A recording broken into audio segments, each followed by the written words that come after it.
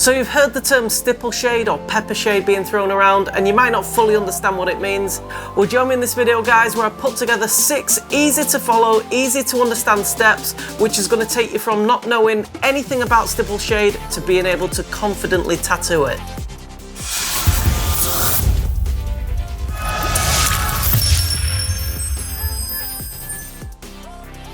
Hey everyone, welcome to this video, and today's video is absolutely bursting with information all to do with stipple shading. So coming up in the video today, we're going to be looking at what stipple shading actually is. Then I'm going to be showing you the correct machine and needle setup. Then I'm going to be showing you how to do the correct technique. I'm going to be discussing a common mistake which is never spoken about and also how to correct that mistake. I'm going to be showing you some practice exercises which is going to massively improve your technique and bring up that tattoo confidence. And then finally we're going to be applying everything that we've learned in this video onto a design and tattoo some stipple shade.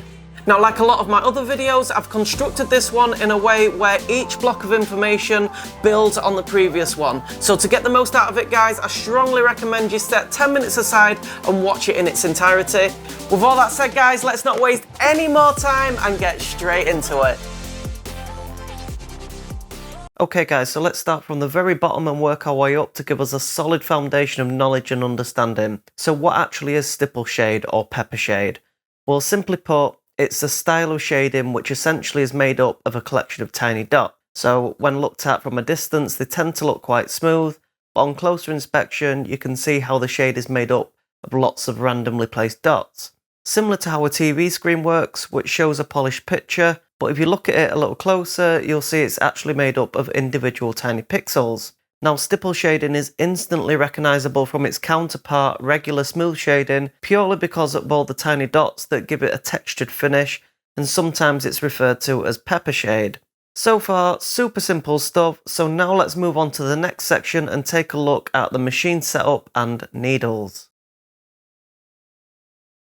So to cover most bases in this video and to help you guys out a little bit more, I'm going to be showing you how to set up your machine for stipple shading with both coil machines and rotary pen style machines. So there's only really 2 key adjustments that are going to make stipple shading easier for you in terms of machine setup, and they are a decreased cycles per second or CPS, and also a machine that's set to bog or give slightly. So first let's start with the CPS, which is essentially the speed of your machine. Now, I do cover CPS in super detail in another video. If you haven't seen it yet, I'll put that card up on the screen, and if you click that, you can watch it at the end of this video.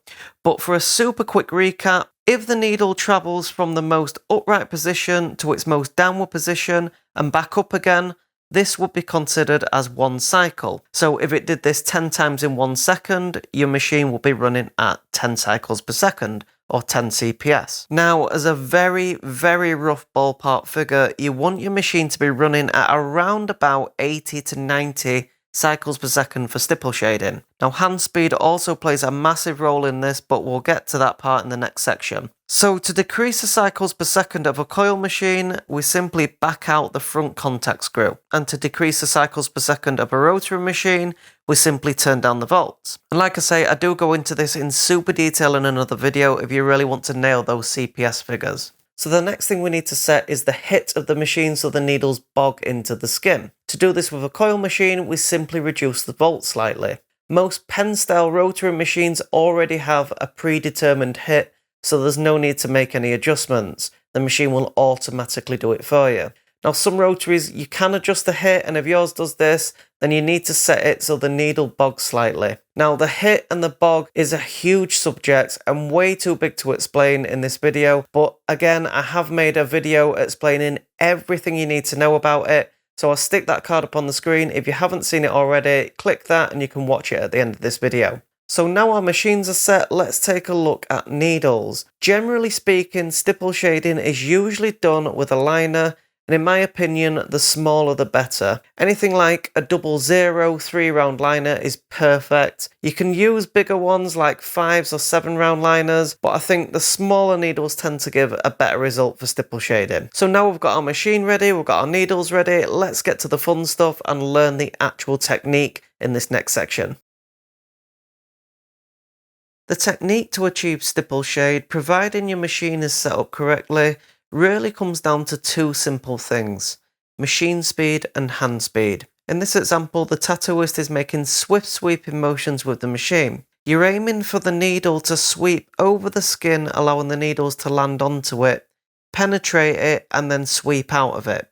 Now, I did make a video on shading years ago and explained in that video about the needles acting like a plane, coming down to land on a runway, touching down and then taking off again. And this is the motion that you're looking for. So if you imagine the needle makes a tiny dot every time it touches the skin, you need your machine running slow enough as well as your hand speed moving fast enough for each dot the needle makes to be spaced out. So now we know the technique, let's take a look at this in action, firstly with a rotary machine. Now this machine has a 00 3-round liner attached to it and is set to run at 90 cycles per second. Nice smooth sweeping motions, and you can see the spaced out dots the needles created. Now a coil machine is exactly the same method. The machine is set at 90 cycles per second, the volts are set so the machine bogs. Now in this particular example, I've gone up in size slightly with the needle and used a standard 12 gauge 5-round liner just to show you really the slight difference in the size of dots that create the shade. Now a pro tip here for you: if you want a denser and darker look, it's good practice to shade in different directions so you don't get sort of track lines or symmetrical lines running through the shade. Now another pro tip is the darker and denser you want the shade to be, the closer the dots you want to be next to each other. And you can control this simply by slowing your hand speed down slightly. If you refer back to our technique, the slower our hand speed is, the closer the dots will be together. And likewise, the faster your hand speed is, the more spaced out the dots will be, and more feathered, and the more light the shade will be. Now in this example, I'm switching between fast and slow hand speed, as well as shading in random directions to achieve a shade that's denser and darker at the bottom and more feathered towards the edge. Now combining all these techniques gives us ultimately the peppered look we've been aiming for. So that's how we apply the technique, but before you go and try it out, you need to be aware of a mistake that's quite easily made and one that could potentially ruin your tattoo. So let's take a look at this now in the next section. A common mistake people tend to make is, instead of getting that nice even peppered look, they'll get a straight dark line randomly appear throughout the part of the tattoo that they're shading. When this happens, it's really difficult to fix without actually greying out that particular part of the tattoo, and when it does happen, it's usually really noticeable. Now this usually happens either because the hand speed is just too slow or the machine speed is too fast. So instead of getting spaced out dots, you're essentially creating a line on the skin. So it's advisable to get really comfortable on the practice skin before you even attempt this on human skin, even if you are proficient at tattooing, because stipple shading, it's a completely different beast to regular shading, and it's not very forgiving if you get it wrong. Personally, I think practicing this, it's best to start with a faster hand speed and gradually slow it down, rather than starting with a slower hand speed and gradually speeding it up. So now we know how to tattoo stipple shade, we know how to avoid making mistakes. In this next section, I'm going to show you a practice exercise which is going to take your stipple shade into the next level. Just super quickly guys, if you are enjoying this video, it means the world to me if you take a second out right now, smash that like button to let me know you're liking it, and if you haven't already, subscribe to the channel. With all that said, let's move on to the next section. So if you want to be really confident and really proficient at stipple shading, there's a practice exercise which you can do, which is going to massively improve your technique and also improve your confidence. So we've already discussed that the closer that the dots are together, the more denser and darker the shade will be, and the more spaced out the dots are, the more lighter and feathered that the shade will be. So it's really good practice on practice skin to learn to control the spacing of these dots. Now you can do this just by simply decreasing your hand speed and also increasing your hand speed. And you want to aim at doing just a few lines, let's say like 5 or 6 lines, and on each line progressively speeding up your hand speed on each and every one, so the dots start off really close together, and then with every subsequent line that you pull, the dots get a little bit further spaced apart than the previous line. Now if you practice this over and over, you'll become really proficient at at it, you'll get really good at it, and it'll almost become second nature when you're actually shading a tattoo with stipple shade and you want to do, let's say, quite a dense, dark piece of stipple shading. You will automatically know to slow your hand speed down to achieve that darker look without really even thinking about it. And likewise, if you got to a part of the tattoo where you wanted to achieve quite a light feathered look, you'd automatically speed up your hand speed to space those dots apart. So by practicing this technique over and over, just practicing that hand speed, slowing it down, speeding it up, just experimenting with it will massively overall improve your stipple shading. So in this next section coming up, we're going to put all these techniques which we've learned in the video today into practice on a little design on some practice skin. So my original plan here was to take this Chucky stencil, which was left over from a previous video which I made, and just do a few little bits of stipple shade around the hair just to show you the techniques being applied. And I got carried away. I thought, you know what, my coil machine's out, my pen's out, so I'm just going to have some fun with this. So I ended up lining the whole design with my coil machine, and then I decided to stipple shade pretty much all the tattoo with my pen. I don't know, I've just got a soft spot for coil machines, so I just thought I'd whip round with it. And also it's better for you guys because I can actually show you some more stipple shading. So I am obviously speeding this up in sections because I don't want this video to run on and on. But basically, all I'm doing here is all the techniques which we've discussed in this video. I'm slowing my hand speed down to get those denser areas. I'm speeding my hand speed up to get those lighter areas. And I'm just having fun with the design, with the stipple shade, just applying it to different parts, experimenting with different techniques on it. And the really cool thing about stipple shade is that some people think that it's only for a particular sort of design, like maybe, you know, a flower or mandala.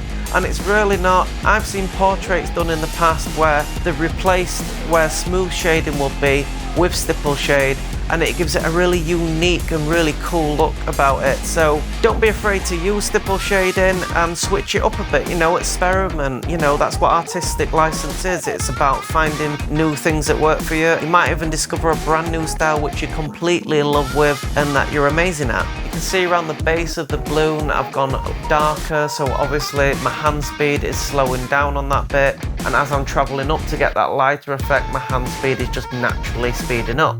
So we've reached the end of our Chucky doll tattoo now, and you can see we've got that really nice stipple shade effect, especially that really nice peppery look on that balloon, which is really cool. And like I said at the very beginning, the cool thing about stipple shading is you don't necessarily see the dots on first inspection. You know, when you a quick glance, it looks like it's just shaded off quite smooth, and on closer inspection you can see all those really nice textures in there.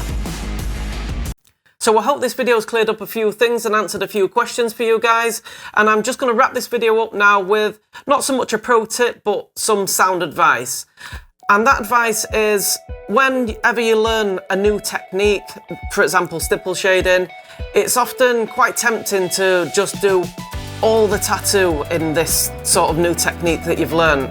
And what I will say is about stipple shading, and like many other tattoo techniques, is less is more in a lot of cases. And what I mean by that is, if you have just some nicely placed stipple shade on a design, that can be way more effective than just completely obliterating the whole design with that technique. And I see this a lot. I saw a back piece recently, and don't get me wrong, it was a really, really nice tattoo, but the whole back was done with stipple shade. And for me, when anything is overdone, it kind of loses its effect, and it's not as effective as it would be if you just use that technique sparingly. And I see this happen a lot with white highlights as well. When someone finishes a portrait, you know, instead of putting just a few nicely placed ones in, maybe in the eyes, you know, just a highlight around a cheek or a piece of hair, people tend to overdo it with them. And although it still looks good, for me, the tattoos just lose something when you overdo it with any technique. So definitely with stipple shading, less is definitely more. And if you do get really, really good at it, just strategically placed bits rather than all over the design on every design you do. So that's all from this video, guys. If you did like it, it means a great deal to me if you just smash that like button, and it also helps me out where to drive the channel with future videos. And also drop a comment in the box below. I love to read your comments. I try my best to answer as many as I can. And with the comment section, I've noticed there's almost like a community starting to happen now. I'm starting to recognize regular people that comment, and it's really cool. So if you do get a minute, just let me know your thoughts on this video, and I promise I will try to read it and I will try to respond to you. Don't forget, if you haven't already, subscribe to the channel, and if you have, don't forget to tick that notification bell to stay up to date with all my latest uploads. With all that said, guys, thank you so much for watching, and I'll see you in the next one.